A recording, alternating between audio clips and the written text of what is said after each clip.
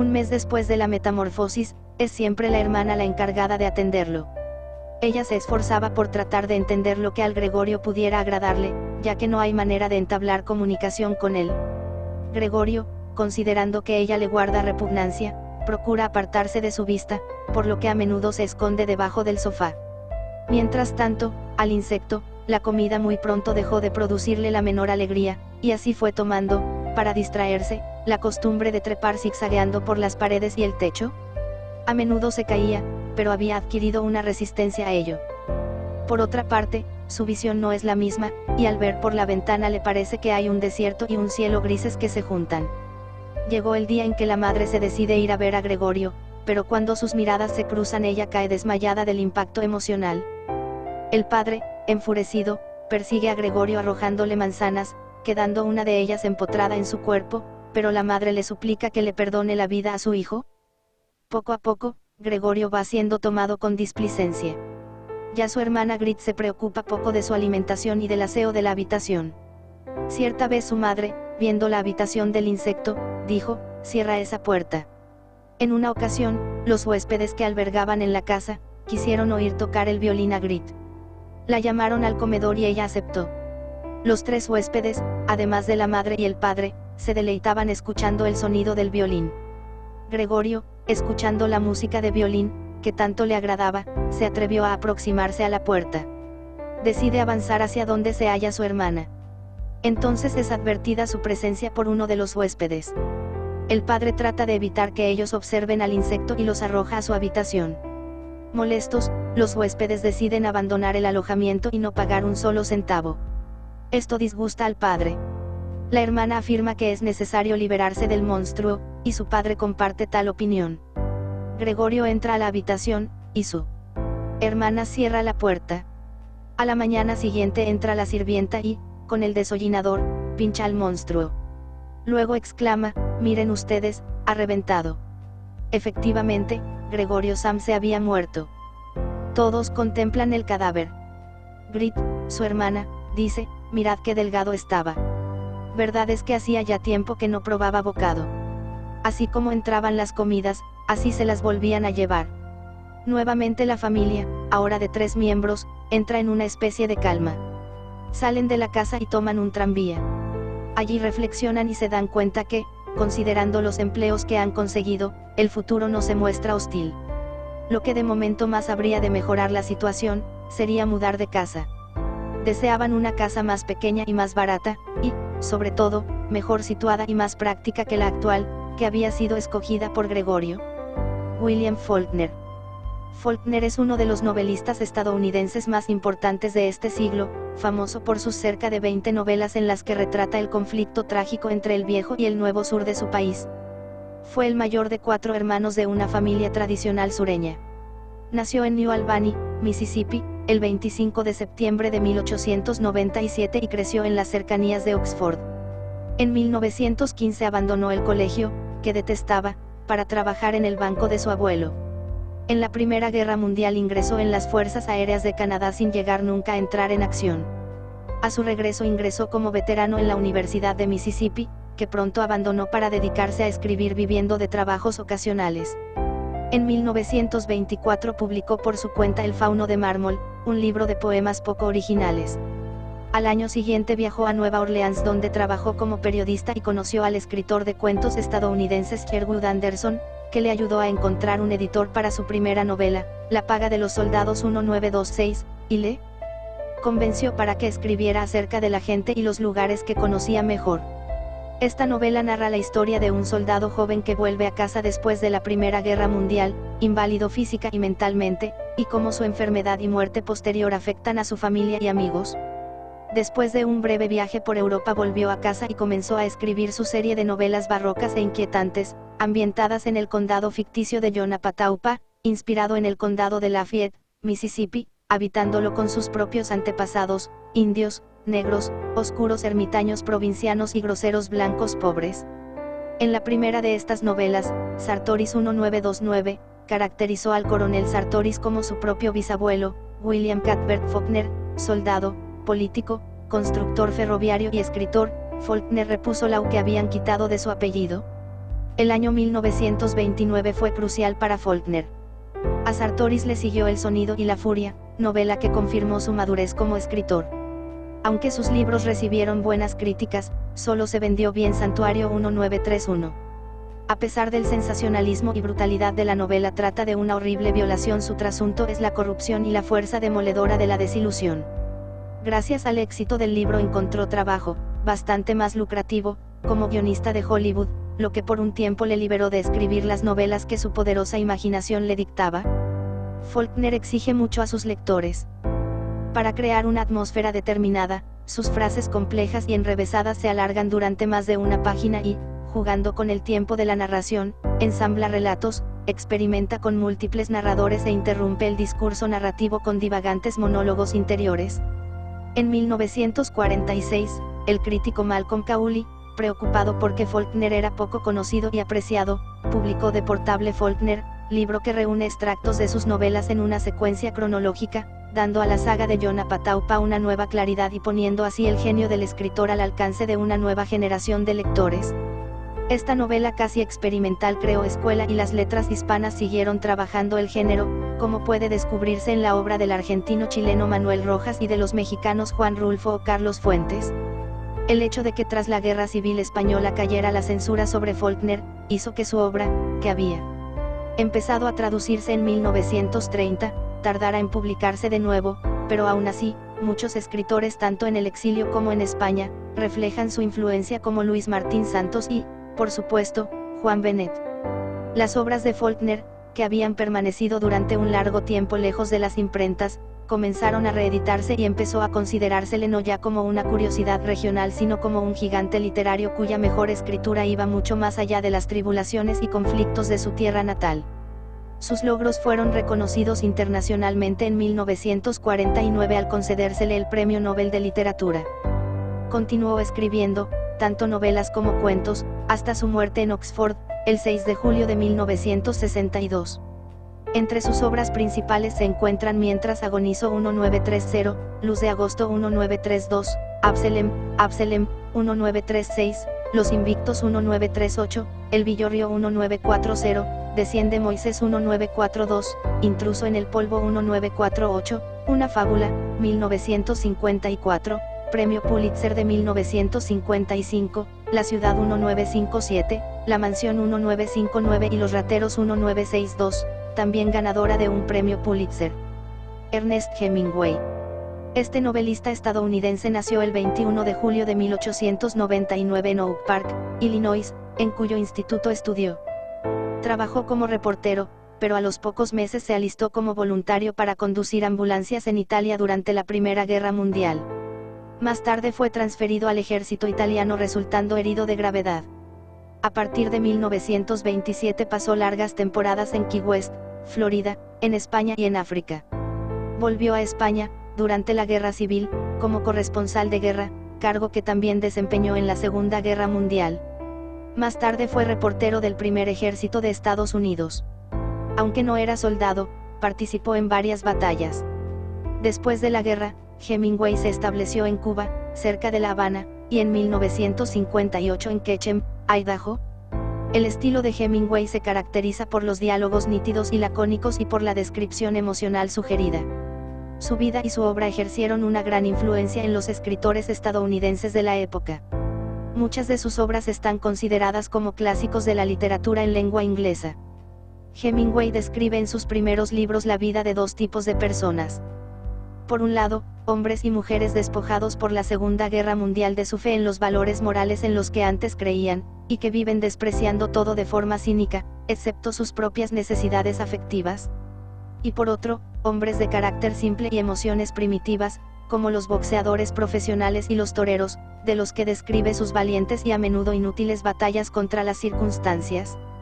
Entre sus primeras obras se encuentran los libros de cuentos 3 relatos y 10 poemas 1923, su primer libro En nuestro tiempo 1924, relatos que reflejan su juventud, Hombres sin mujeres 1927, libro que incluía el cuento Los asesinos, notable por su descripción de una muerte inminente, y El que gana no se lleva nada 1933, libro de relatos en los que describe las desgracias de los europeos. La novela que le dio la fama, Fiesta 1926, narra la historia de un grupo de estadounidenses y británicos que vagan sin rumbo fijo por Francia y España, miembros de la llamada generación perdida del periodo posterior a la Primera Guerra Mundial. En 1929 publicó su segunda novela importante, Adiós a las armas, conmovedora historia de un amor entre un oficial estadounidense del servicio de ambulancias y una enfermera inglesa que se desarrolla en Italia durante la guerra. La novela termina con la muerte de ella al dar a luz.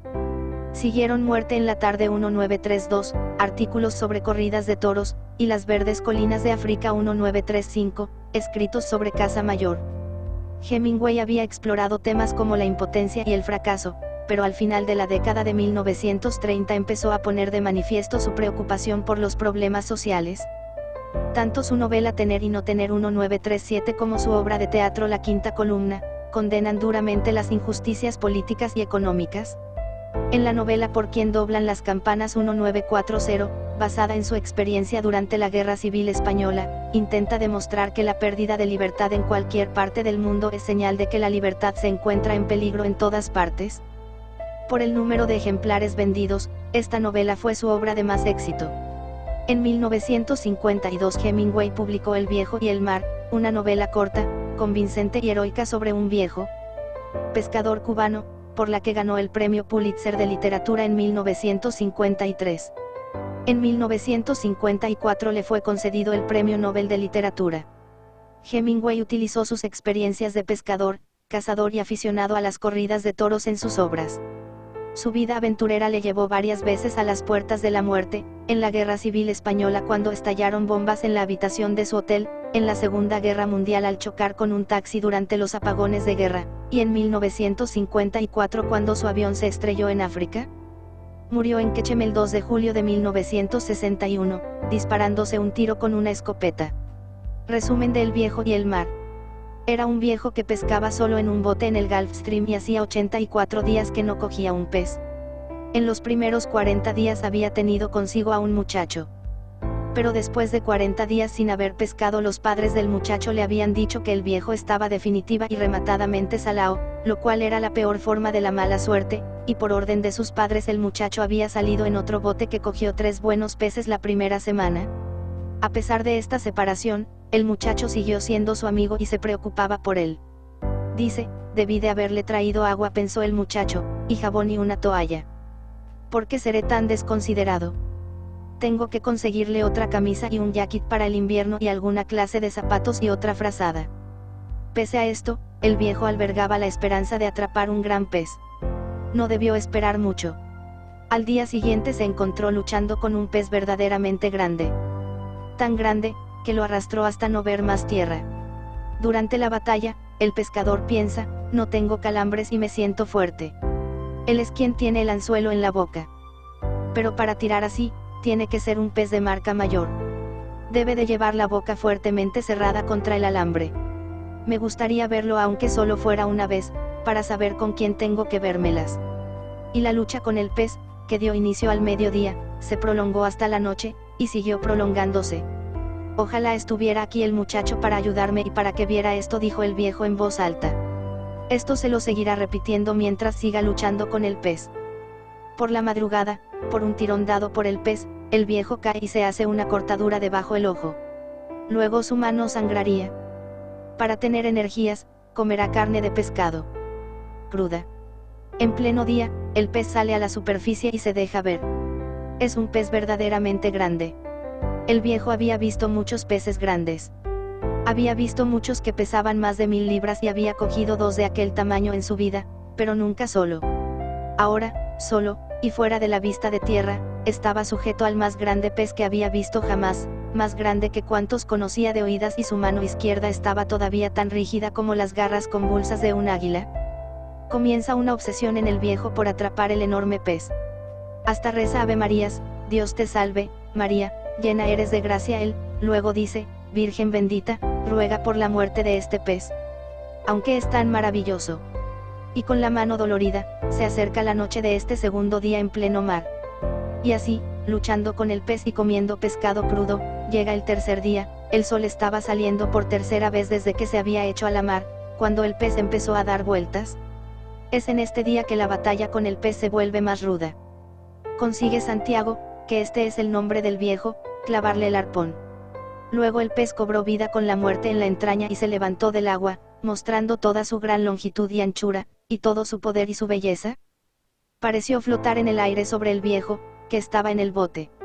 Luego cayó en el agua con un estampido que arrojó un reguero de agua sobre el viejo y sobre todo el bote.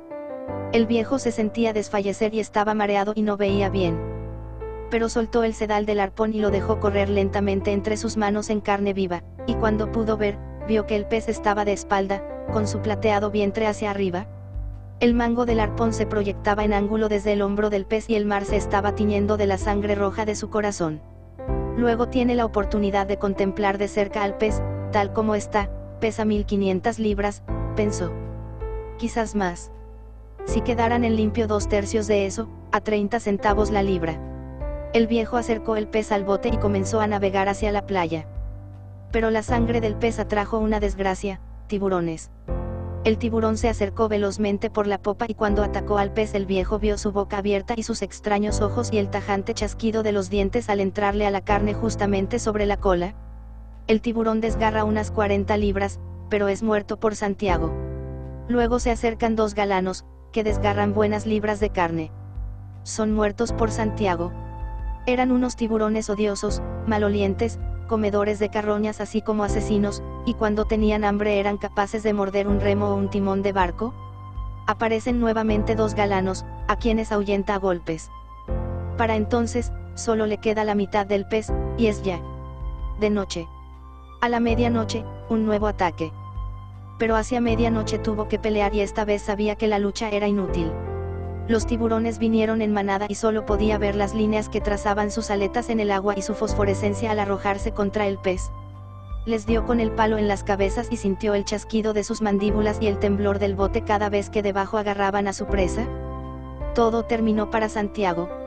Los tiburones se llevaron hasta la última libra de carne.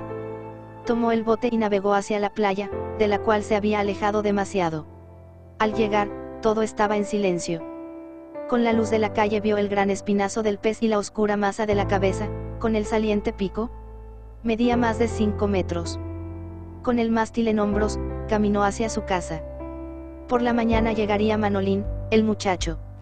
Luego vino a la choza del viejo como había hecho todas las mañanas. El muchacho vio que el viejo respiraba y luego vio sus manos y empezó a llorar. Salió muy calladamente a buscar un poco de café y no dejó de llorar en todo el camino. Cuando el viejo despertó, Manolín conversó con él. «Ahora pescaremos juntos otra vez». «No. No tengo suerte». «Yo ya no tengo suerte». «Al diablo con la suerte», dijo el muchacho. «Yo llevaré la suerte conmigo». El teatro del siglo XX. Los cambios en la representación teatral. El teatro es un género literario, ya sea en prosa o en verso, normalmente dialogado, pensado para ser representado. Las artes escénicas cubren todo lo relativo a la escritura de la obra teatral, de la interpretación, de los vestuarios y escenarios y de la producción. El término drama viene de la palabra griega que significa hacer, y por esa razón se asocia normalmente a la idea de acción. La mayoría de las veces se entiende por drama una historia que narra los acontecimientos vitales de una serie de personajes. Como el adjetivo dramático indica, las ideas de conflicto, tensión, contraste y emoción se asocian con drama. Una representación consta solo de 2 elementos esenciales: actor/actriz y público. La representación puede ser mímica o utilizar el lenguaje verbal. Los personajes no tienen por qué ser seres humanos, los títeres o el guiñol, representación teatral por medio de títeres movidos con las manos, han sido muy apreciados a lo largo de la historia, así como otros recursos escénicos. Se puede realzar una representación por medio del vestuario, el maquillaje, los decorados, los accesorios, la iluminación, la música y los efectos especiales. Estos elementos se usan para ayudar a crear una ilusión de lugares, tiempos, personajes diferentes, o para enfatizar una cualidad especial de la representación y diferenciarla de la experiencia cotidiana. La forma del recinto teatral griego evolucionó durante 2 siglos. Es interesante observar que los teatros permanentes de piedra, algunos de los cuales aún hoy sobreviven, no se construyeron hasta el siglo IV antes de Cristo, es decir, tras el período clásico. Los teatros al aire libre pueden haber constado de una orquesta, un área circular y plana utilizada para las danzas del coro, detrás, un escenario elevado para los actores y una zona de asientos más o menos semicircular construida aprovechando una colina y en torno a la orquesta. Tenían un aforo de 15.000 a 20.000 espectadores. Con el aumento de la importancia de los actores y la disminución de la del coro, los escenarios se agrandaron y elevaron tomando parte del espacio de la orquesta.